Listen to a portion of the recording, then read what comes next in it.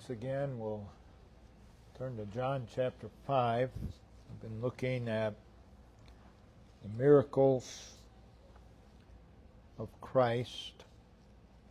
Today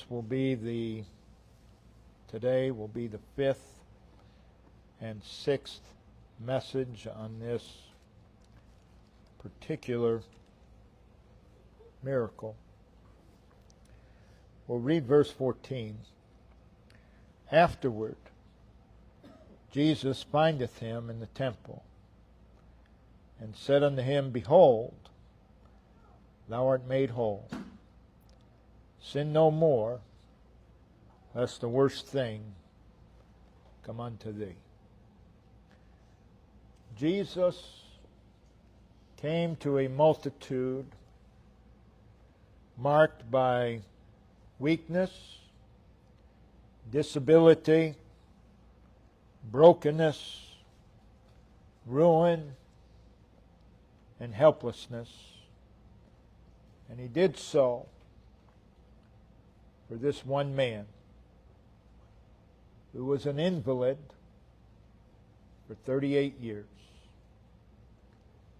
And he made him a new creature. As a result of being made anew, at the command of Christ,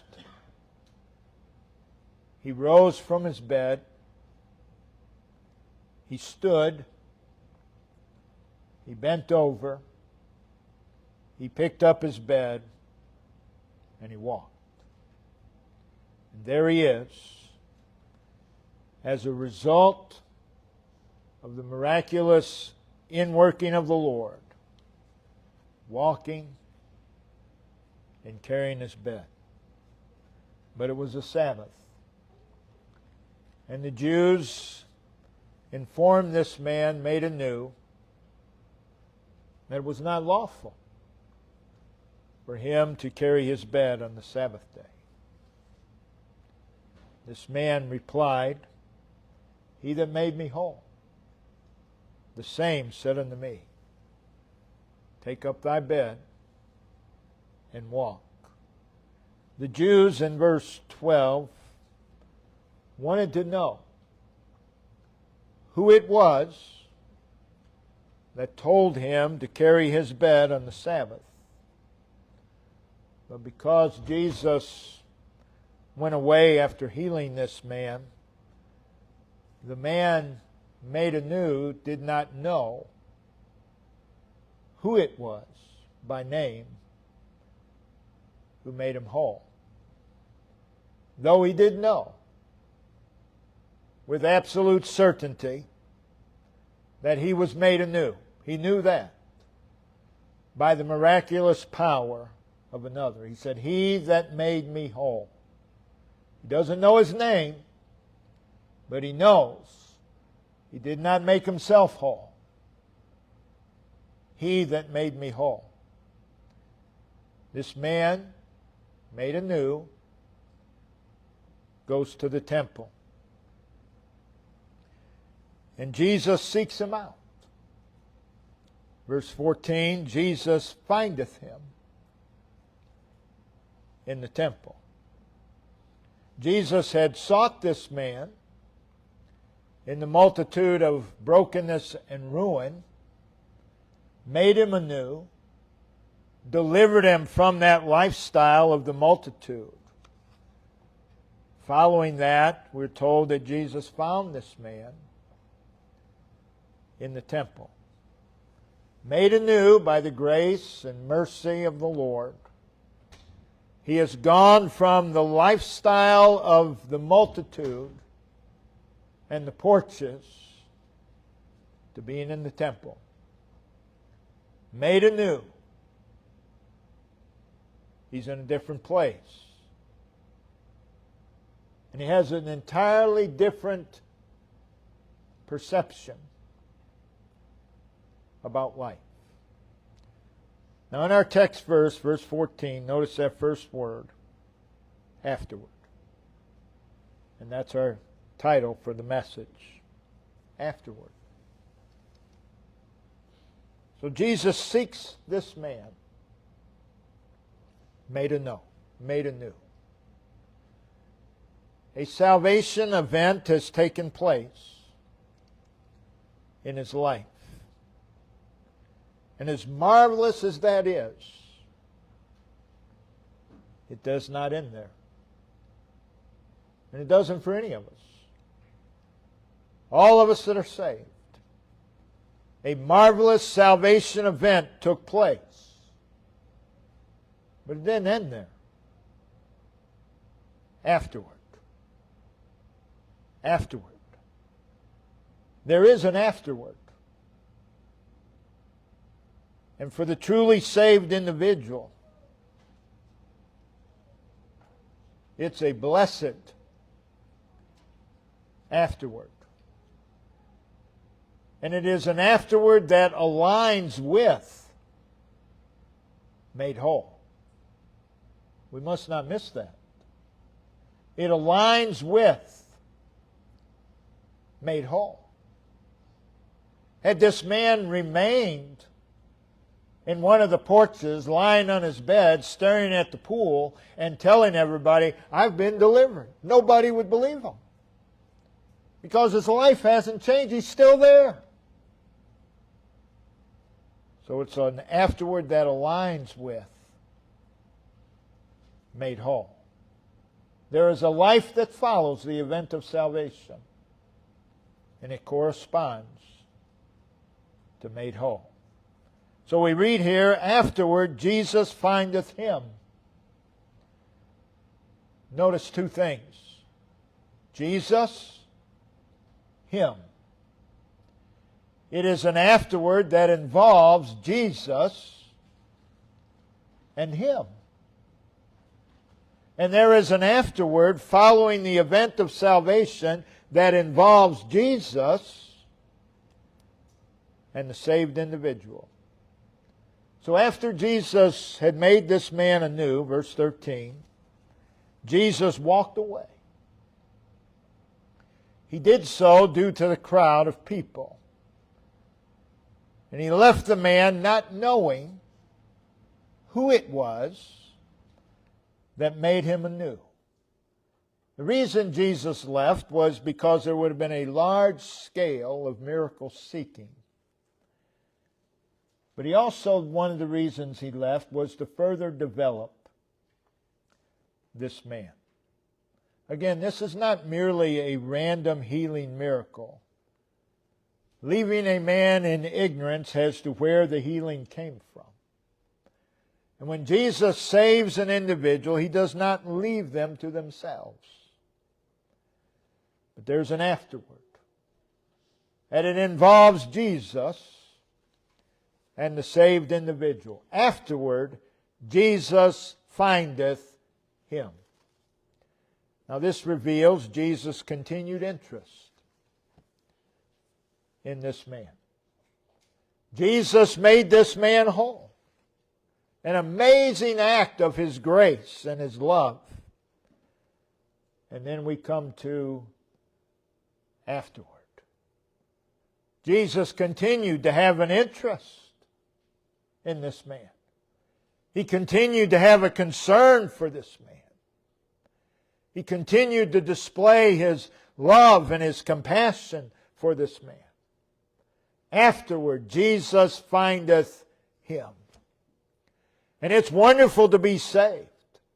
And and how marvelous and wonderful that the one who saved us still seeks us out. He still seeks us out. It doesn't end at the event of salvation. Notice where Jesus found this man. He findeth him in the temple. Jesus, by his effectual power, made this man anew. And he delivered him from that pitiful and helpless multitude of invalids. And afterwards, he did not find this man back in the multitude, lying upon his bed, staring at a pool. He findeth him in the temple. He did not find him back in his past life, He's moved beyond that. He finds him in the temple. And there he is, made anew. And he's in the place that had been set apart for God's glory. And all the difference between this and the multitude sitting and lying around the pool waiting for the moving of the waters. There he is, made anew, in a place that had been set apart for God's people. And there he is.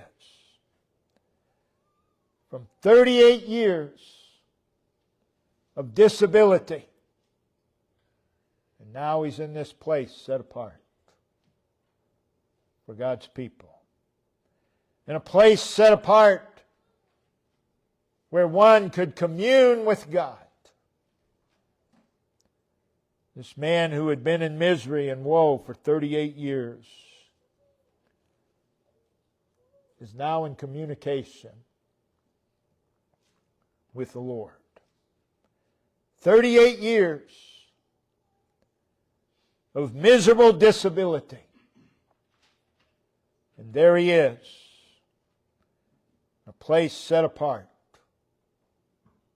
for the worship of the Lord. Again, Jesus did not find him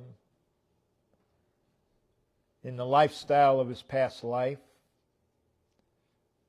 rather in a place that aligns with the fact that he had been made whole. Jesus comes to this man for his spiritual well-being.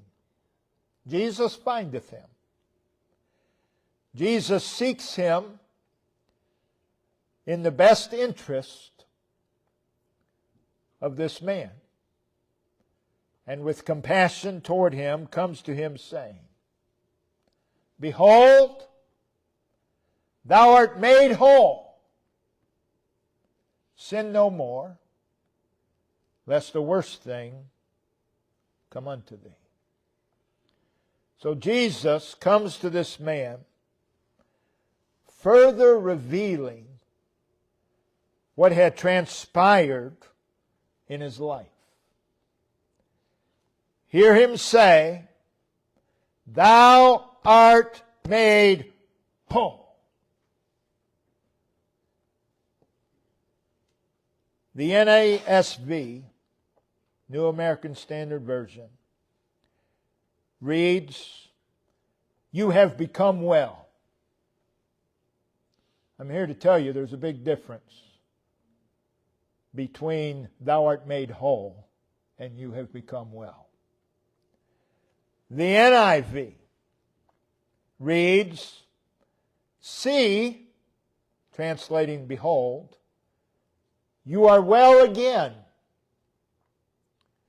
The ESV reads, See, you are well. But praise God for the King James Version. Thou art made whole. You're not just well, you were made well. A work outside of yourself. Jesus revealed to him further. The man already knew he was made whole. But Jesus reveals to him further. You are made whole because of another. That needs to grip our hearts.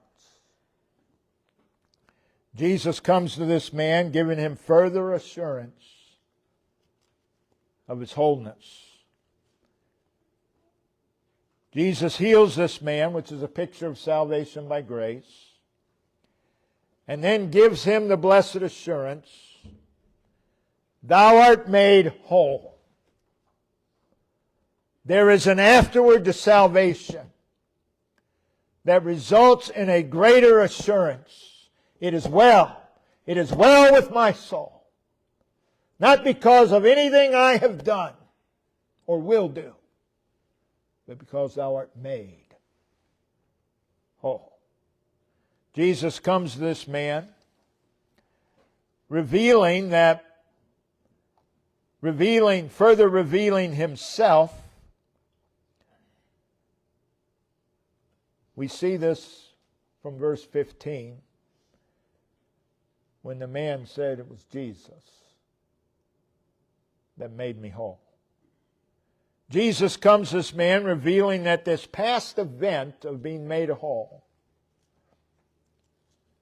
was present tense. Thou art made whole. Thou art, right now, whole. Salvation is a past event. Salvation is a personal event. Salvation is a literal event. But it's all present tense. I was saved. There was an event that took place. But it's present tense. I still am saved. Behold, thou art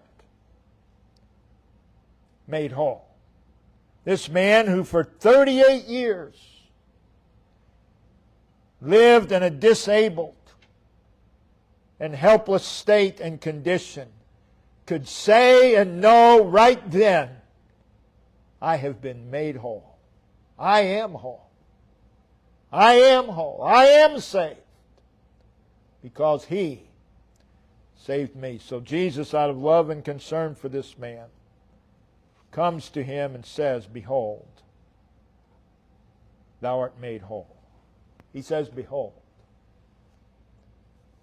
He's calling the man to give serious thought, to give serious consideration to the fact that he had been made whole, to the fact that he had been delivered from a multitude of the disabled. And it was Jesus who brought it to pass. He says, behold, think about it. Think about it. He's calling his attention to the wonder of it all. And again, it's present tense. Though salvation is a past event, it always has present implications. Always. Jesus comes to this man to instruct him concerning the life that he is to live. He says, sin no more. And where does that have its basis? Behold, thou art made whole. Because of that, sin no more. Now that does suggest that sin was the cause of his previous condition. We can't say for sure it was, but it suggests it. But his condition has changed. Thou art made whole. Made whole by the grace of God.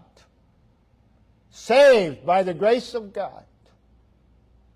Saved by another. Therefore, sin no more. Sin no more. We all still sin. But this is a call to holiness in life. And it reveals that grace and holiness are companions. Thou art made whole. Sin no more. It changes your perception of sin. Holiness is inwrought. It must be inward first. And then it's to be manifest in earthly life. Holiness is the impression and workmanship of God inside of us. And that translates into earthly life. In other words, a person will never be holy in outward life who does not have the inward work of God. Thou art made whole. There's your inward work. Produced by another. Thou art made whole by another. Therefore, sin no more. It is a call to turn away from patterns contrary to God. He made you whole. Sin no more. It teaches that grace is not licensed to sin. Sin no more. It speaks of a radically changed life. And grace, the event of salvation, results in a radically changed life. And grace serves as a motivation to live a radically changed life. The words sin no more are not a command in order to earn favor from God, but it is the result of favor from God. It's not, if you want to be made whole, sin no more. That's not what it says. Behold, thou art made whole. You're already whole. Sin no more. Sin no more. These words from Christ are imperative. They are a command. It's an order. It's a directive. It speaks of a duty. It speaks of an obligation. It speaks of a responsibility. The event of salvation results in a duty and an obligation and a responsibility to the one who saved us, to the one who made us whole. What all of this is saying is there is a life following the miracle of salvation. Jesus comes to this man to warn him of a danger. Sin no more, lest. And what follows that word lest is the danger. A worse thing come upon thee. So this man has been made anew. He is anew. But there is a danger. So it is. We have been saved. We are saved. But there is a danger that we must recognize, that we must always be aware of. And that danger is sin. And the one who has been saved by the amazing grace of God must realize there is a danger. Sin is still a danger. We're not going to lose our salvation. It's not going to undo the event of salvation. But there is a danger. There is a danger in sin. So Jesus comes to this man, shows that Jesus does care about our physical and spiritual well-being.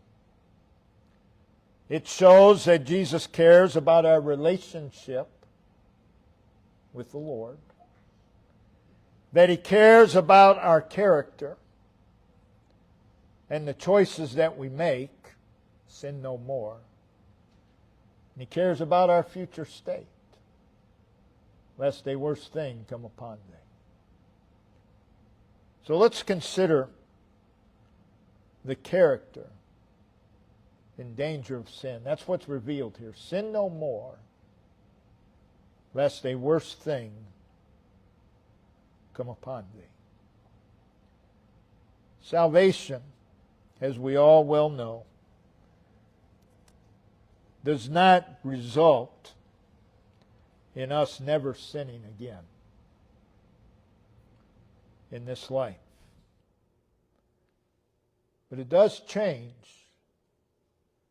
our view of sin, our perception of sin. Again, this is a call to holy living. But it's also a revealing of the character and danger of sin. That spider's been crawling around here for several minutes. No more. Holy living requires a dealing with sin. Sin is not something that can be ignored in our lives. And Christ's instruction is sin no more. That's our goal. It's not possible in this life, but that should be our goal. Sin no more. That requires a hatred for sin. Romans 12, verse 9, abhor. That means detest, regard with disgust, to have a horror of. It is abhor that which is evil. Abhor it. Cleave, that is, cement yourself to that which is good. There is that which is evil, and there is that which is good. We have a responsibility toward both. We're to abhor evil. We're to cleave to good. Now again, this goes further than merely not doing the things that are wrong and evil. There must be a hatred of sin. And I believe grace produces that hatred for sin. Not the sinner, but the sin. Abhor and cleave. That requires a deep love and reverence for the Lord. We hear Jesus say, sin no more. That requires a guarding against sin. Sin is everywhere. It's in our nature. It's what we do. So we have to guard against it. Proverbs 4:23. Keep, that is, guard or garrison thy heart, and to do so with all, the greatest possible amount of diligence or effort. Speaks of thoroughness. Here's why. For the reason for doing so, out of it, the heart, are the issues of life. If you fail here, you will fall. If you fail here, you will fall. So with all diligence, we're to guard against sin. Sin no more. Sin is everywhere. Again, it's what we are by nature, sinners. So this requires a striving against sin. Something we have to fight against. We're to exert ourselves against it. I'm talking about our own sin. I'm not talking about sin that's out there. Our own sin. There has to be a suppression of sin in our life. Sin no more. That requires an avoidance of the occasion to sin. By nature we sin. And every single moment provides an occasion to sin. We have to avoid that. Proverbs 1:10, if sinners entice thee, consent thou not. Notice in Proverbs 4, Proverbs chapter 4, verses 14 and 15. Enter not into the path of the wicked. There it is. It's right there. Everywhere we go is the path of the wicked. Do not go there. Enter not in the path of the wicked. Go not in the way of evil men. They have a way. Don't go there. Avoid it. Avoid it. That is, at all costs, avoid it. Pass not by it. Keep your distance. Turn from it and pass away. So we're to avoid it. We're not to pass by it. We're to keep our distance. But because of what we are and because of the world, you can't. It's going to be there. So when you do come across it, turn from it. Turn from it. Pass not by it. This must be if we're going to sin not. Romans 13:14, make not provision for the flesh. Know what we are. Make not provision for sinful flesh. Don't make provision for the flesh to fulfill the lust thereof. Sin no more. This requires a departure from sin. We read in Job 11:14, if iniquity be in thine hand, put it far away. Let not evil dwell in thy tabernacles. That's the place you live, by the way. Let not evil dwell there. Psalm 34:14, depart from evil, do good. 2 Timothy 2, verse 19, let every man that nameth the name of Christ depart from iniquity. So Jesus says to this man made anew, behold, thou art made whole. We need to behold that. Go back to the day the Lord saved your soul. There was a time, there was a place, you were there. And Jesus saved your soul. Behold, you're still saved. Behold, thou art made new. He's calling his attention to the marvelous and amazing work of God in his life. And then he says, sin no more. It was by grace that he was made new. It was by grace that he was delivered from that disabled multitude. And were it not, and we need to get a hold of this, were it not for the gracious working of God, we'd still be in that multitude. That man still is no better than all those in the multitude that he'd been delivered from. He'd still be there had not Jesus come to him and delivered him. And so it is with you and I. We're no better than the multitude we were delivered from. And as we always say, we are better off. We're no better, but due to the grace of God, we are better off. And this should be a motivation and a compelling force to sin no more. Sin no more, lest a worse thing come upon thee. That speaks of the danger, that speaks of Satan's or sin's destructive power. Lest a worse thing come upon thee. Sin is more wicked and horrific than you and I will ever know. We need to be horrified at the thought of sinning. It should horrify us.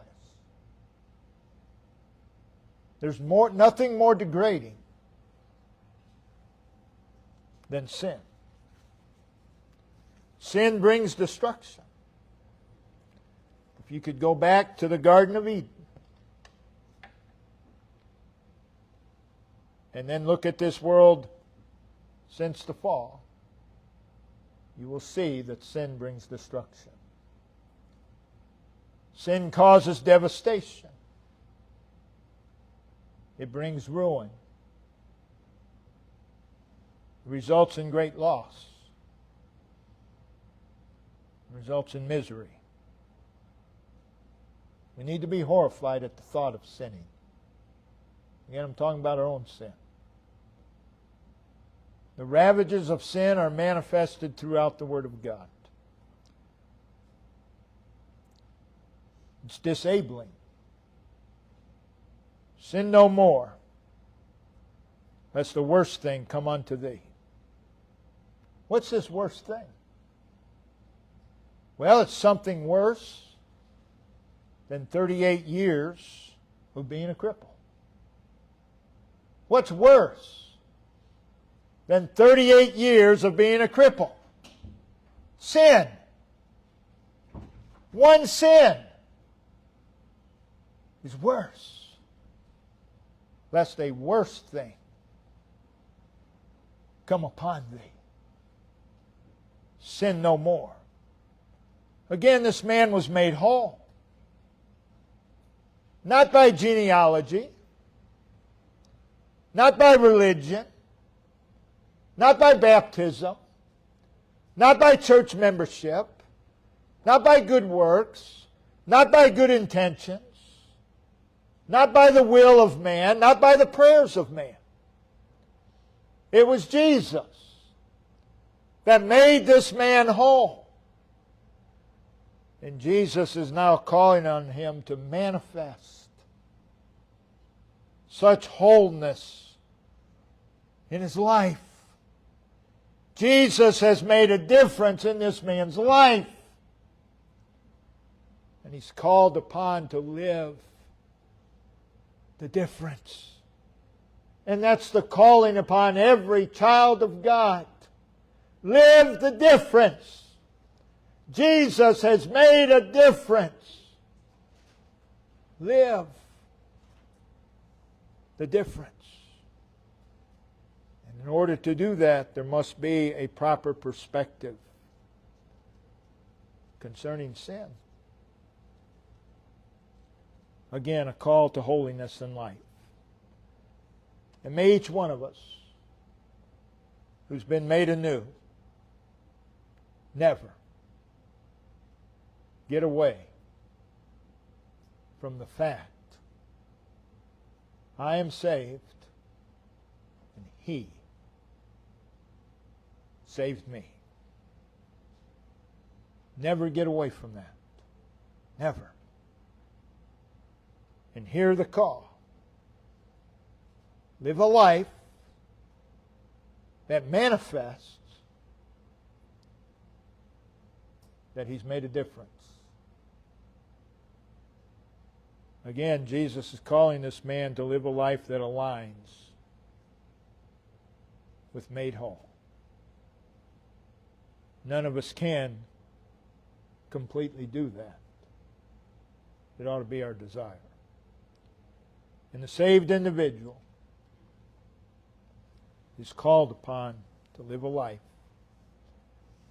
that corresponds to saved. And the motivation for doing so is He that made me whole. The motivation for doing so is the Lord. He's our inspiration. He's the driving force. He's to be our life. He's to be our life. 1972, February 17th, 1972. The Lord delivered me from the multitude that I was born in. I don't want to go back there. I don't want to live that life. I don't feel that I'm missing a thing apart from that life.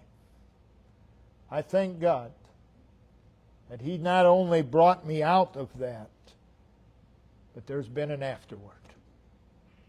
And it's been a wonderful afterward.